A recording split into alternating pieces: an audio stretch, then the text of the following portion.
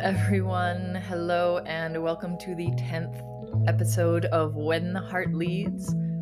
I'm your host, Dr. Kate Newburgh, and I am ecstatic to be joining you today. The title of this episode is Claiming the Dream.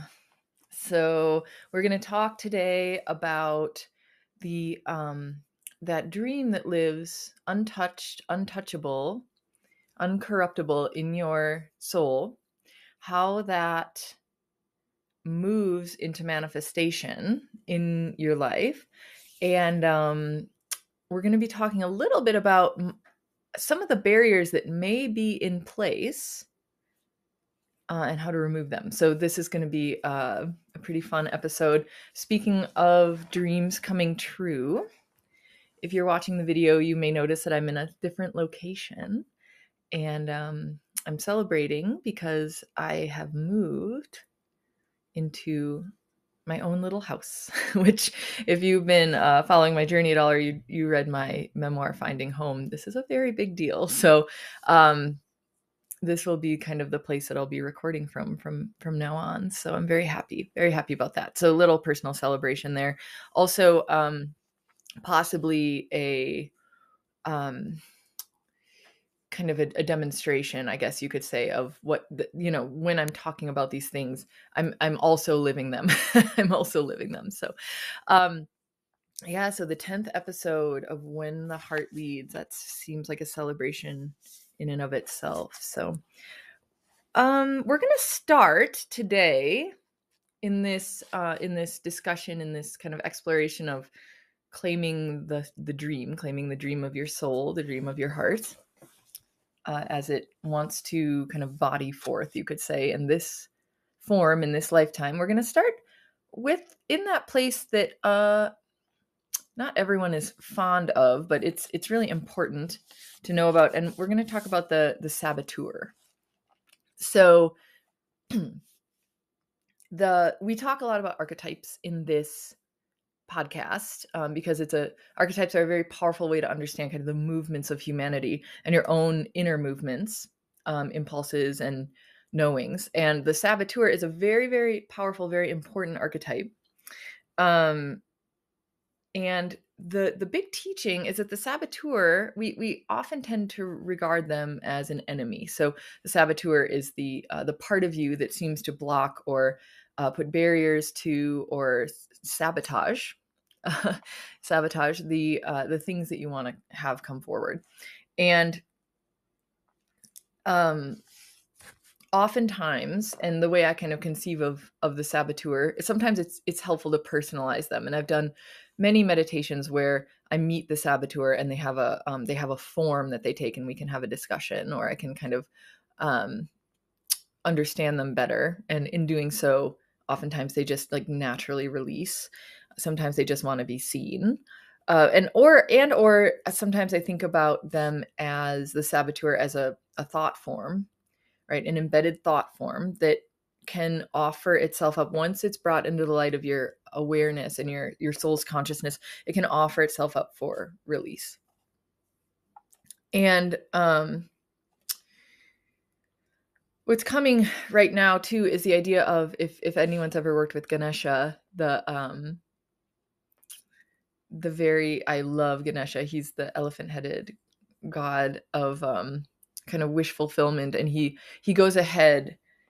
He's a Hindu god, and he goes ahead to kind of clear barriers for the way, to make the way of your fulfillment easier. And he's very beloved. But once in a while, he'll stick an obstacle in your path, and it's a very intentional obstacle. It's a very intentional thing, and that's part of your learning. And so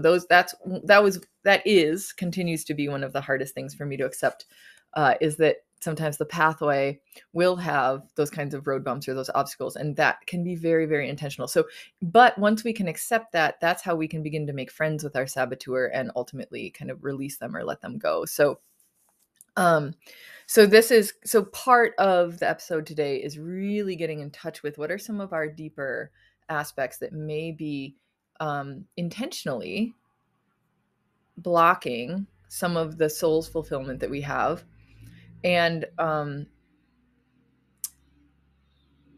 and as I've been seeing, like these blockages are actually oftentimes related to the divine timing of all things. So we'll go into all of that.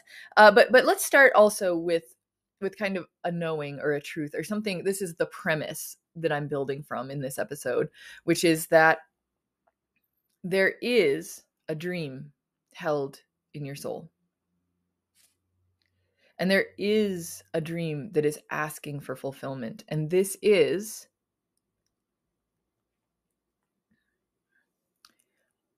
one of those dreams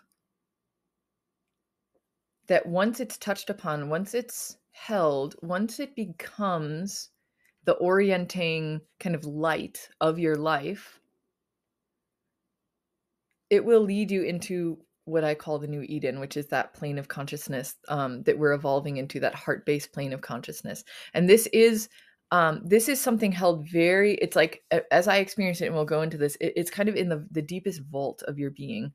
And once you access it, once you know it, once you claim it, it becomes, it sets very powerful forces in motion to begin to bring that into your life in a really tangible, embodied way. So I understand that I oftentimes start a little abstract. So we're creating context here, right? So, but the truth that we're coming to is that there is a dream within your soul that wants to be fulfilled.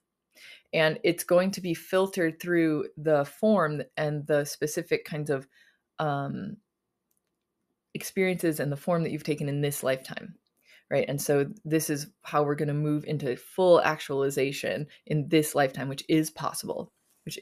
Oftentimes we have this idea that like fulfillment or enlightenment is something that has to come through, many, many lifetimes of living and toil and lessons and suffering and all that. But what I'm offering is that true fulfillment, true enlightenment is possible right now in this lifetime. And it's possible and actually fully supported by all beings in all the universe to fully actualize for you and in this lifetime right now. So that's what we're going to talk about today. Sounds fun.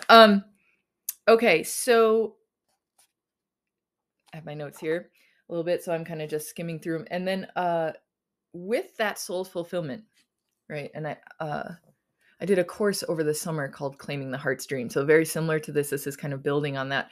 But one of the premises of that whole course was that we looked at what do we think will fulfill us versus what would actually be fulfilling for us. And oftentimes those things are very different, and sometimes they're very aligned, but the form of the fulfillment is very different than what you think.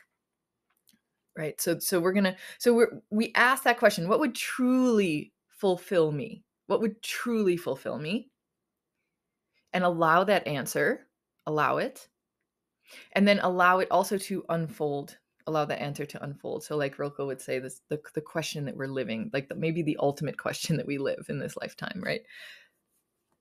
So oftentimes I will kind of bring us into excerpts from my books, but today, this past week has been so potent, moving into this house and settling in and finding home and also having a couple of really powerful releasing experiences that I'm actually going to draw from those instead. It's very immediate.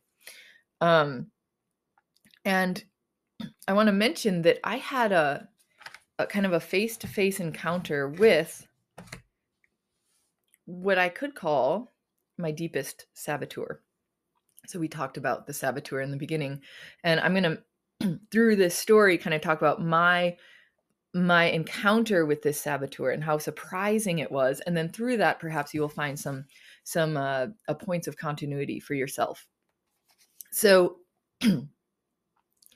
I encountered who I would consider my deepest saboteur, and they came in a surprising form, and at the same time, not that surprising. And you'll see what I mean as I kind of tell the story. But so I'm going to talk about that encounter. But first, I want to mention something that's come up. There's this. I believe his name is his last name is Gay, and he has a book. It's like a classic, and I think it's called The Big Leap. And he talks about, and this is just a fun way, I think, of conceiving of kind of moving into that space of full self-actualization. And he talks about different realms of competence. And forgive me if I'm remembering this wrong, but I think there's 4 realms, and there's like the realm of incompetence, which we all have. Like for me, it's anything mechanic, honestly, if I'm going to be fully transparent. Anything regarding like physical building, that's my realm. I just know that I'll make a mess of that. That's my realm of incompetence. And then there's a realm of competence, which is stuff you can do. You might not be good at it, you might not enjoy it, but you can do it well enough, right? And for me, well, we all have our own ones of those. I was going to say cooking, but actually I think I've been claiming myself as a better cook lately. So anyway, realm of confidence, stuff you might not love doing, but you can do it. And then there's a realm of excellence. And most of us have honed that realm of excellence over time. And for me personally, that's kind of in education. I've been in education for a long time. I create curriculum, that kind of thing. That's a realm of excellence. Most people stay there in the realm of excellence. Because they're comfortable there. A lot of times it creates pretty consistent income, paychecks, right? It's not, it's something you can do really, really well with perhaps not all of your being, right? And many of us, we know what that is, right? We know what that is. Maybe for you, it is mechanics, which would be amazing. Because it takes all types in the world. I certainly couldn't do that. But anyway, realm of excellence. So many of us stay there, and you can do a little reflection of what that is. But then he talks about the realm of genius, and the realm of genius, that's your purpose in this lifetime. That's your full expression of self-actualization. That's the realm where you create, become, live as that thing that only you can do or be or create. Only you. It is the most original, most unique expression of your soul through form. And this realm of genius requires that's why the book is called The Big Leap. Like, it requires that leap, right? Of and the leap oftentimes is not, it's like what I experienced as was a deep, deep leap of self-trust into that realm of genius, believing, right? There's all sorts of things that tell you to stay in your zone of excellence, including the people around you, right? But ultimately your zone of excellence, even no matter how well you do it, it's something that others can do. Like if you stepped out of it, others would be able to step in, right? But your realm of genius, from that place, the things that come from that place are things that only you could create, right? The way of being in that place is a way of being that only you can embody. So take them, and that realm of genius is very connected. The reason I'm bringing this up is that realm of genius is very connected to this soul's fulfillment, right? It's another way of thinking about how to move into that place, that dream of your soul in this lifetime, right? So as I'm speaking, you might have things coming up like ideas, understandings, and it could be very, very simple, right? It could be a very simple dream. In fact, you might be shocked at how simple it is, how simple your dream is for fulfillment. It may be very complex, what feels very big. So only you can know that, right? So part of this episode is bringing up kind of those points of reflection for you to think, what would truly fulfill me? Truly, what is my realm of genius? And you know what it is. You know what it is, right? That's one of those first barriers is I don't know what it is. I don't know. No, you do. Your heart knows, your soul knows, right? So So in some ways, as I moved into this release, I was this confrontation with the saboteur. I was asking, what do I need to release to really step into my realm of genius, to live in that place, to be in that place always, right? At all times, to have that be kind of the my natural habitat in some ways, like of my life. So I was asking about that, and what ended up presenting itself was, and for all of us, right, we move into this space in a different way through different modalities. For me, what ended up coming as the medium, kind of the pathway for fully claiming that, was my I was invited by a friend to go to kind of a shamanic sound healing. And again, like, you might go on a walk in the woods and receive the revelation, or you might be eating chocolate cake and receive the revelation. For me, it just happened to come through this. So I knew that I would need to. I was one of the first people to sign up weeks ago, and I just know I need to be there, and it's at the right time for me. And I didn't know why, but I knew I needed to be there. So it came up this past week, and right before I went, I had actually missed an appointment, and I trusted that.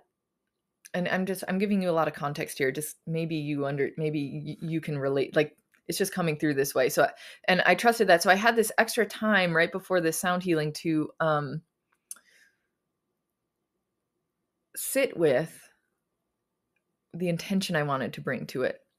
And it wasn't so much time that I could stew in it, but it was enough time that I knew if I just allowed it to be very clear and concise, right, that the intention would come through. And so what ended up happening was I had about 10 minutes to just write down an intention and put it on my altar. And I wrote down, what happened was I stopped in that moment. I decided to just stop moving around the outside of my deepest heart's desire. And I decided to go straight to the heart and just claim what it was I wanted, without thinking it's impossible, it's too big, I can't possibly ask for something like that. I just decided, or it's too, what you could say, materialistic, egoic, whatever. There are lots of different qualifications you could put on the thing that I put on my altar. And I just said, no, I'm going to ask for that thing, the one thing that I really want, that I have not yet received.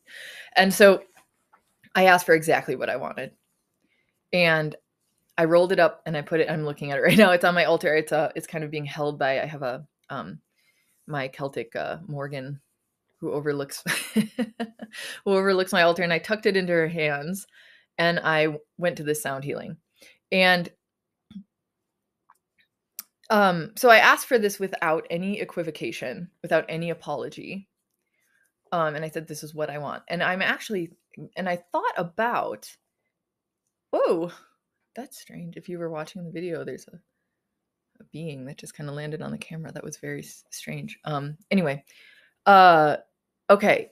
So I thought about the, and again, very quickly, in just about all my episodes, I say this is not a religious podcast, but I draw a lot from the wisdom of those who have come before us. And there have been many, many powerful humans who have incarnated on earth and gifted their wisdom. And so, and one of them is, sorry, there's a fly flying around. Sorry. So that many have given their wisdom, and I draw from it. And one of the teachers that I like to work with is Jesus, Yeshua. And actually thinking about the Lord's Prayer and coming from, and I actually got this perspective from a really awesome kind of spiritual teacher, Rob Bell, who I helped bring a lot of these stories to life for me. One of the things he noticed was that in the Lord's Prayer, there's no apology for the for what they're asking for. It's like it's a demand. It takes a form of a demand, like an unapologetic demand. So give us this day our daily bread. Give it to me. Give it to me now. I need this. Give it. There's no, like, if you have time, could you please, maybe if it's in your plan, like if it's not an inconvenience, could you give me my daily bread? No, it's give it to me now. Forgive me. Forgive me. Do it now. God, I need it. So in some ways I was able to really, and this is something as well, the culmination of, I think, many, many barriers, having broken through many, many barriers, that we feel sometimes, and I'm not going to, I feel men must also feel this as well, but it might also be something, uh, a bigger thing for women to come through, to really demand these things, right? Demand, give us this, give me this. And so I really claimed it. And I said, give me this. This is what I want. Unequivocally, no apology, no explanation. This is what I want. Rolled it up, put it on my altar, right? So there was this authority in it. There was this authority in it. I said, this is what I want. So I did this and went into the sound healing, like put it on my altar, went straight there. And it was there that I think I was able, once I demanded it in that way, without apology, explanation, equivocation, I was able to really come up against that. The last kind of vestige of my saboteur that was preventing me from fully receiving it. And so I go there and I'm in this incredible sound chamber that's been kind of lit up with resonance and all these different, there's a pan drum and gongs and he had, oh man, this guy was legit. It was amazing. I'll actually say his name. His name was Three Trees. So if you've heard of him, incredible and very transformative. This guy, he was like living medicine. And so I received, I got kind of spontaneously brought into a vision, and I was entering, I could tell I had gone way into the very deepest chamber of my being, right? And I could tell I was in a vault, almost like a cave. And it was, and I understood, not at the moment, but later, that I was entering into what some cultures call the tiny space of the heart. And there's the sacred space of the heart, which we've been over. And we haven't yet touched on the tiny space of the heart, which is the deepest, most still center of your being, where when you enter in, this is the place where universes are created. It's from this place. And I understood later that that's where I was entering into. But at the moment, I felt like I was in this very deep, still vault of my being. And there, on kind of a pedestal was, and I received these in the forms of visions. Like, again, you might receive it through a body feeling, or it's just, I'm just kind of talking about the ways that, as I created a genre called pedagogy of the divine, which essentially means that the divine will speak to you in any way that works for you. So for me, it's visions. It's like these types of visionary experiences, but for you, it might be through a human being. Or I know one woman who works with tea leaves, and the tea leaves are uncanny for her, right? So like that doesn't really work for me as much. For her, she gets messages, the divine will work with that, right? So pedagogy of the divine. So for me, vision. So I have this visionary experience.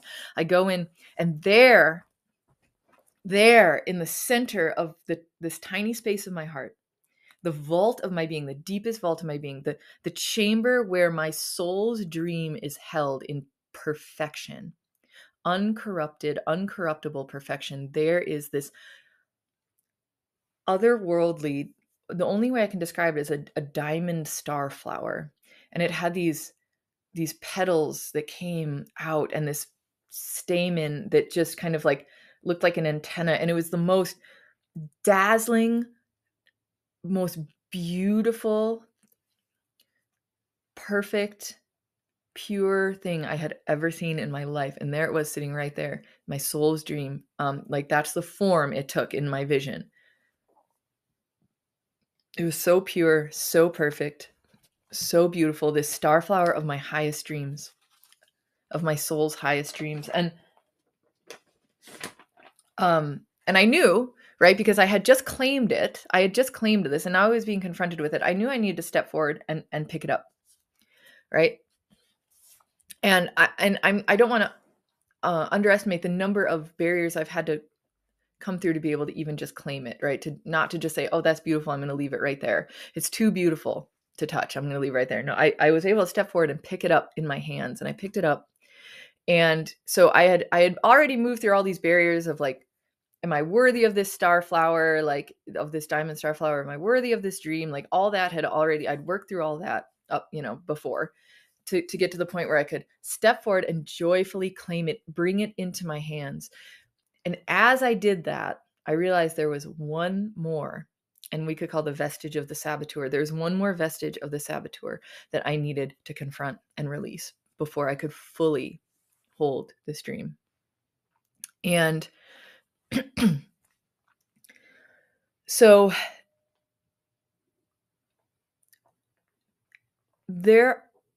we can relate perhaps to all the times that we have hurt the ones that we love. And we can perhaps relate to times that we feel like we ruined something that was precious, right? Where we couldn't take care of something that was beautiful. And I wonder if sometimes this is what this deep kind of ache that must present itself often when we're first holding a child, maybe that we've created as parents, and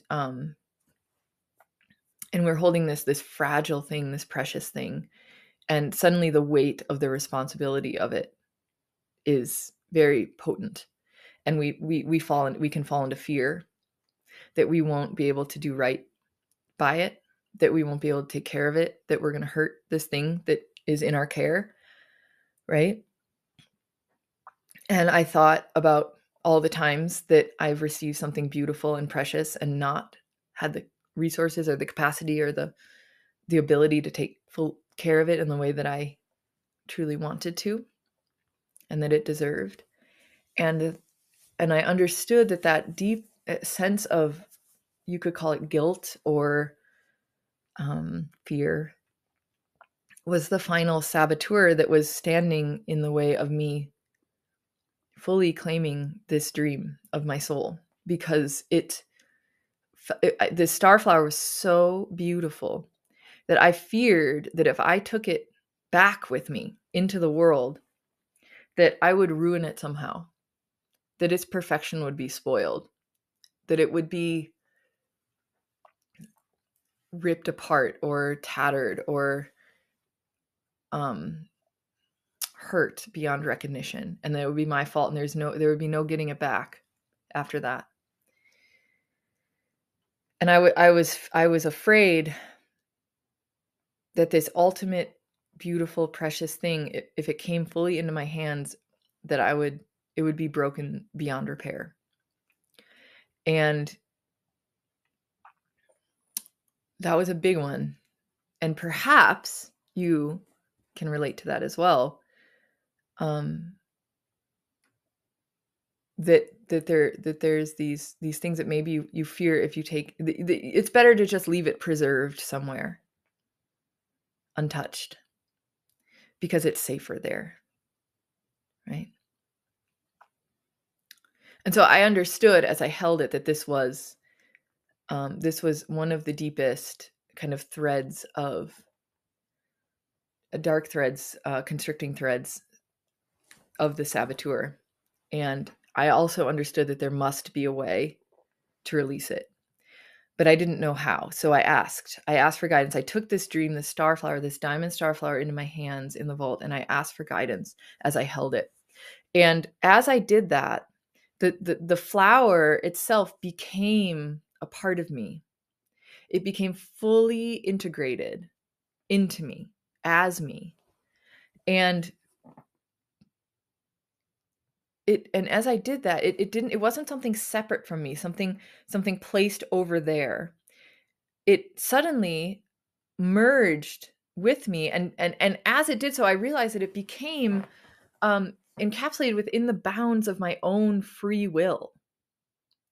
And so suddenly this dream, this starflower, as I brought it into me, it was imbued with all of the light and all of the protection that comes with my free will.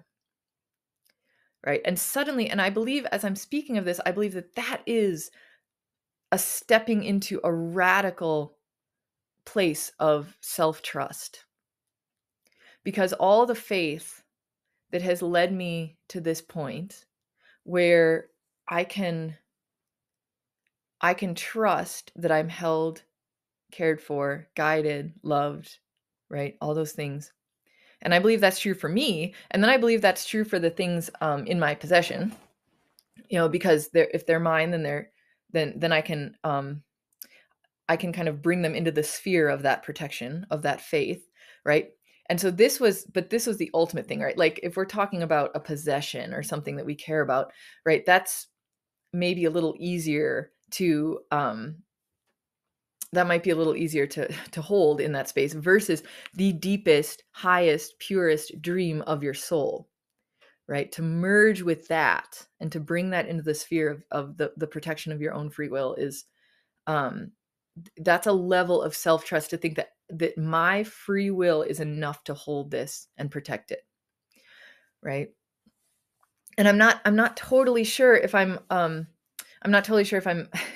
explaining this well, but maybe as I keep going, it'll click. Some things will click because this was my experience of it, that this was the ultimate kind of claiming of self-trust, which is that my free will as held in the divine is enough to fully protect and care for and guide all that is a part of me. And that now that includes this deepest, purest heartstream that I have just claimed. Right. And so just a quick note on that. When our love is with another human being, right, we can't bring them into the sphere of our free will because they have their own free will. Right.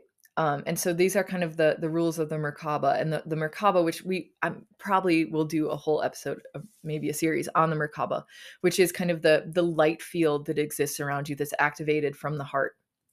And you could think of the Merkaba as your light body, as your diamond light body. And it's a crystalline form that exists and exists in the highest kind of the dimensions beyond conditionality and duality and ego, and this once it's activated, you're kind of walking in this spinning field of light, and the Merkaba is activated through your own free will, and every human with free will has their own Merkaba. So like I can't activate someone else's Merkaba field because they have their own free will around that. So there's like I can't merge like that with another human and bring them into the sphere of my own free will. I don't know if this is a little bit of a side note. And so maybe it's just a teaser for an episode, but what I can claim, let's say I love someone, right? What I can claim is my love for them and have my love be in that, kind of in that sphere of protection. And I can say that I want to keep my love pure, protected. And then that can't help but influence, right? So we're interconnected. Indra's net, right? We're all interconnected. Our hearts are connected in that. So when my thread of love is pure, right, that can't help but influence them, but I can't override them, or, I can't, activate their Merkaba. That has to be a free will choice. So, but so when it comes to, that's what I'm saying, when it comes to like bringing these things into the, into the sphere of your free will, of your protection, of your divine being,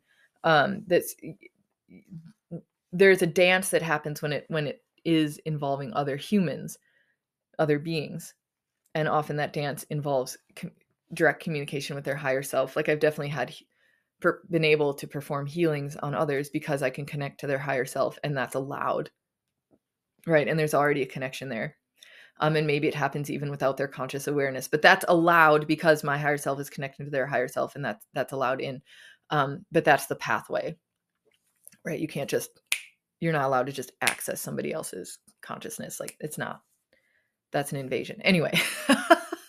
So when we're talking about something that's precious to us, right? Sometimes there'll be a person that's precious to us, and what we can activate then is our love for them. What we can bring into our whatever is within us, right? And then from there, interact with their own higher self and our higher self. So that was a little bit of a side note. But when it comes to the deepest dream of your soul, right? Claiming that is yours, right? Whatever form it takes, right? That is yours to bring into the deep inviolable protection of your own free will, right? So,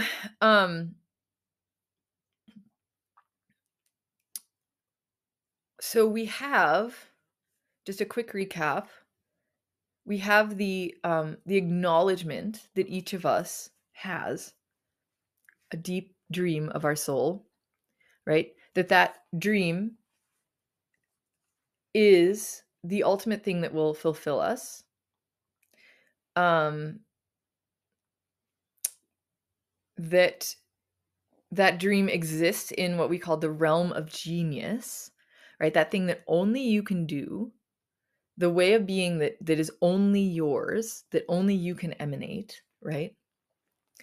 And we have that there are sometimes layers of what we call the saboteur, or barriers that we often need to go through in order to claim it, right?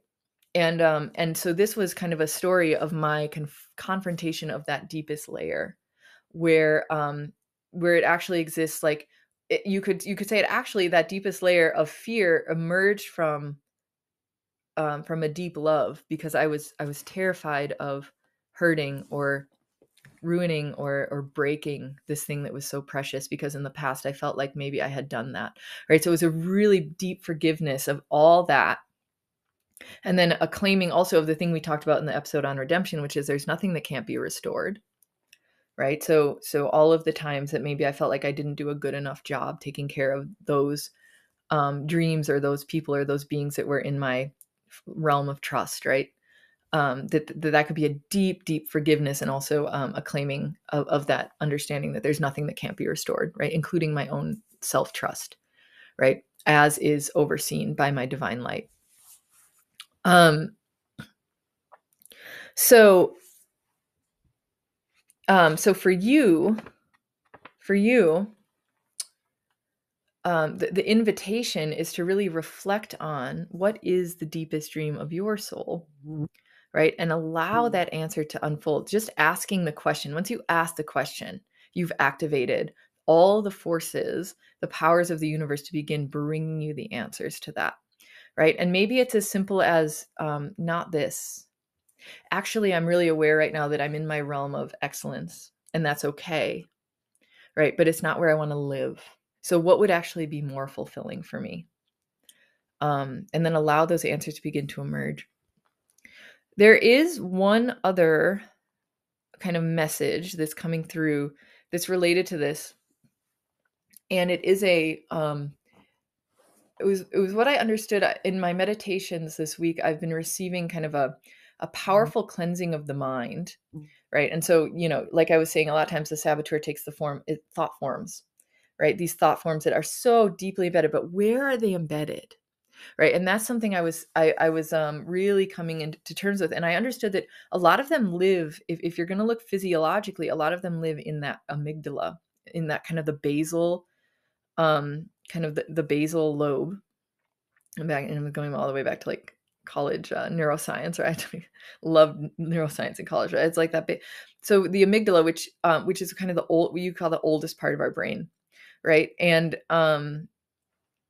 And that is the place where I believe, as I was working with it, as I was allowing it to be cleansed, that if we're looking physiologically at where these things live in our body, because we talk about how all things are embodiment. In the last episode, we talked about in and through the body, right? So all things are embodied somewhere in us, because our bodies are kind of that point of the physical confluence of all consciousness, right? So where does this exist? Where do these spheres exist? And I was getting that. I was getting this, and if you're watching the video, I'm touching the back of my head right where it is, of a deep cleansing of the amygdala, of that very ancient kind of limbic part of our brain that where fear of death is stored, right? This is the place where this is our survival brain, and that is being cleansed and upgraded. And if you're listening to this podcast, it means that's also happening for you on some level. And the amygdala is being cleansed of that deep fear of death, that understanding of duality. So it's being cleansed and upgraded. And then the question that arises from that is, so what is the highest purpose of the amygdala, right? So it's this so we can think about protection, right? Space. This is what I would say possibly the physical location in your body of the fall, of that first fear of separation that exists here, back here. And it gets activated. It gets activated when you experience trauma. And we talked about this, that first instance of the fall. Every person has like a personal experience of that, unless again you were born consciously enlightened. But most of us are still going through it. So that's latent. And then you experience your first trauma, whatever, and it gets activated as separation. It gets activated as I've been cast out of Eden. I'm separate. I'm separate from God, right? And that's lives in the amygdala as kind of a latent energy that kind of is waiting to be sparked from trauma.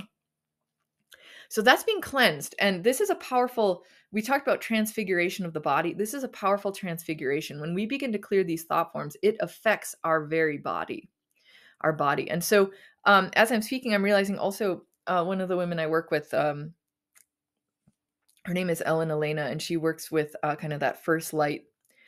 I've talked about her a few times. She wrote The Silver Wheel, and she was activating this week a kind of what she calls a chakra point behind our heads. And as I'm speaking, I'm realizing the continuity between that chakra point behind the head, which is the one that holds, according to her, it really holds like your dharma, right? Your highest path, and its location right behind the amygdala. And so as that chakra point was being cleansed, the amygdala also is coming online, upgraded, right? Cleansed of this latent thought form of duality, this latent kind of like fear. Like you have a fear, and you know this, like if suddenly when you have a fear, the world takes on, you look at the world through the lens of that fear, and then it gets activated. So it's that in psychology, I think they call it well, I can't remember exactly what they call it in psychology, but we can call it a self-fulfilling prophecy, right? And we need that kind of like leverage of grace to come in and uproot that. And that's what's happening with our amygdala, is that fear, like we're constantly looking out for the things that are going to hurt us, right? And so we look through the world, we look at the world through that lens of what's going to hurt me, right? And then things hurt us, and we say, okay, well, that's that's what I was expecting to have happen, right? That's not anybody's fault. That is a deeply conditioned physiological conditioning, right? So what we're experiencing when we call in this highest soul purpose is a leveraging of grace. So it comes in like, I'm almost seeing it like a crowbar or something. It just like leverages out this fear out of the amygdala, so that no longer is the lens that we look through. And so for me, that lens was something like, this is so perfect and beautiful. How am I going to hurt it? How am I going to break it? Right? That lens being leveraged up and out. Right? Instead, this is so perfect and beautiful. I'm going to bring it into me, and now it's part of the light of my own protection of my divine free will, and nothing can touch it. And nothing can touch it. So, so this is, so just bringing in some physiology. You can, you could look up Ellen's work. She wrote The Silver Wheel. You could also kind of just work with your own, like, just ask for these thought forms to be cleansed from your amygdala, from that deep limbic aspect of your brain that's focused on survival, and to upgrade it into what, and I'm living this question, like, what is the upgraded version of that physiology, right? What is the highest purpose of the amygdala if it's no longer being used to kind of try to protect me from pain and living in that place of duality? What is the upgraded version of that? Maybe we'll have that answer in a future podcast. So these are big questions that are coming up. So to bring it all back. So again, highest purpose of your soul, your realm of genius, demanding it without apology, without equivocation, saying, this is mine. I want this. Bring it to me. Show me everything that's in the way, and bring me the pathway to release those things, because I'm not afraid. And I know that this, I say in my book, I guess I'll paraphrase it, but something like, your purpose, this is your purpose, your soul's purpose. And I say that this is the one thing that is more compelling than your fears. Right? So when you are hooked into this thing, you begin to access this thing, suddenly your fears are not a barrier, because this thing is more compelling than whatever it is that you're afraid of. And once you begin to claim that, right, your fears, they become straw men. They begin to just fall away. I begin to fall away. So this thing is more compelling, more powerful, more fulfilling, more desirable than your fears. And this is something I thought a long time ago when I first started to become, when I first went through this powerful spiritual kind of awakening, you could say. And I understood that I just said, my desires will lead me where I want to go. My fears never will. And so I began to orient toward, what do I want? What are my desires? And there's always a truth to them. There's always some seed of truth, even if it doesn't take the exact form that you think it will, right? There's always a seed of truth to those things that you desire. And so this is really refining that and allowing it to just burst on you. That's what it felt like when I walked into that vault. It burst on me in all of its glory. And there's some little like ding ding that went on, or like that felt like confirmation. Like it just burst on me in all of its glory and said, this is the most incredible thing I could ever imagine. I'm going to claim it and bring it into my heart. I'm going to allow it to be protected by my divine will. Right. So allow that. So refine it. And then at some point it's just going to burst on you in all of its glory. And it's amazing. And so I claimed it. I wrote it. I put it on my altar. And then and then this is funny. Then I was very open to the messages that came in, right? So there was the clearing, then there was the confrontation of this deep heart-centered, like guilty saboteur that like emerged from a place of love. And I could see that, but it no longer served. So let that go. And then what I would offer is, once you start to do this, be really open to the messages you receive, even if they seem like they're taking you away from this thing. So I received the message very clearly to clear out everything, to simplify my life down to one thing, really like one thing. And this was hard because I'm writing my third book and I've got, and I do all sorts of things. Right. But I got this message that is like, clear it all, clear the and just clear it. Say no. People are reaching out to you, to work with you.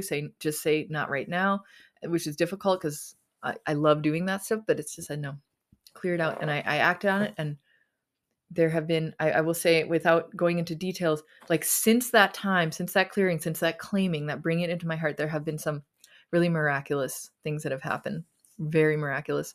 So this stuff, it really works. And I'll talk maybe more about some of those miracles later on, because I'm still sitting with them. And seeing what form they're going to take. But it was very, very fast. Like the very next day, things fell into place. So once you claim this, it's going to feel it might feel very rapid, right? So just listen to the messages, act on what you receive, trust, right? Trust those things. So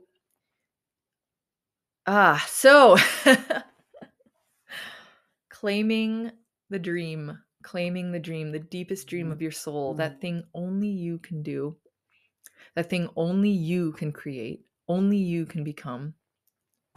Sitting with that question and allowing it to really unfold for you. And it will. It will. So demand it. Demand it. This is what I want. This. Give us this day our daily bread. Give me this. This is what I want. So much power in you, so much power in that alignment, and so much love that is released when you confront those thought forms, those things that have been put in the way through no fault of your own, right? So allow your deepest, most ancient parts of the fear in you to be cleansed out, and see what happens in your life. Oh, wow. What an amazing journey we've had today together.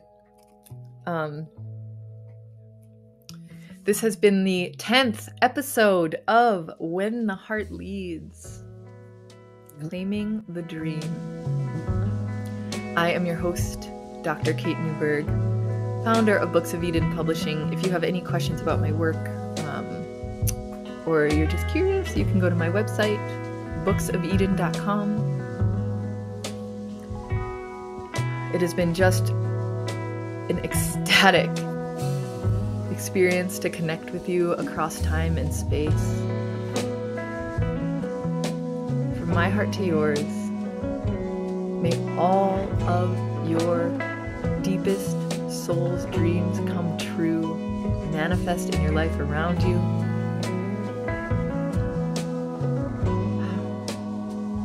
Till next time.